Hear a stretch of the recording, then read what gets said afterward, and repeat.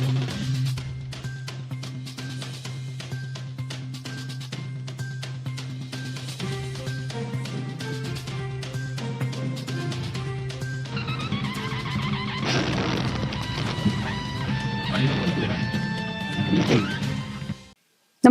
आपण पाहता Hirkani news. Hirkani news प्रत्येक क्षण ताज्या घडामोडी आणि महत्त्वाच्या प्रत्येक बातमीसाठी नेहमी तत्पर. Doctor D Y. पाटील यांचे कार्य सामान्यांना दिलासा देणारे मुख्यमंत्री देवेंद्र फडणवीस. Padmashri doctor D Y. पाटील यांनी शिक्षण, सहकार, उद्योग अशा प्रत्येक क्षेत्रात मोठे कार्य उभे केले. त्यातून त्यांनी सामान्य माणसाला दिलासा देण्याचं काम केलं, असे प्रतिपादन मुख्यमंत्री देवेंद्र फडणवीस यांनी रविवारी केलं.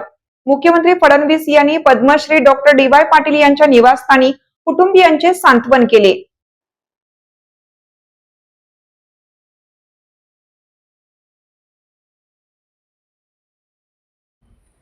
यावेळी विधानसभा अध्यक्ष ॲडव्होकेट राहुल नार्वेकर, मंत्री चंद्रकांत पाटील, मंत्री शिवेंद्रसिंह राजे भोसले, खासदार धनंजय महाडिक, आमदार अशोकराव माने, राहुल आवाडे, शिवाजी पाटील उपस्थित होते. यावेळी त्यांनी डॉक्टर डी.वाय. पाटील यांच्या प्रतिमेस पुष्पहार अर्पण करून श्रद्धांजली वाहिली.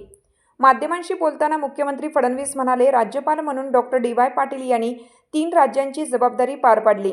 त्यामुळे आमदार तसेच अन्य पदांवर काम करताना प्रत्येक ठिकाणी आपला ठसा उमटवला.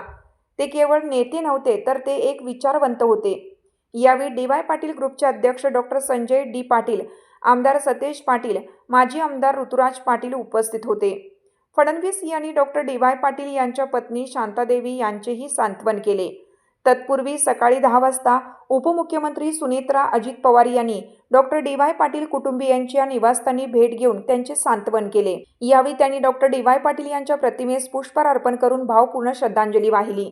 त्यांच्यासह विधान परिषद सभापती प्राध्यापक राम शिंदे, सहपालकमंत्री माधुरी मिसाळ, मदत व पुनर्वसन मंत्री मकरंद पाटील यांनीही डॉक्टर पाटील कुटुंबियांची भेट घेऊन त्यांचे सांत्वन केले.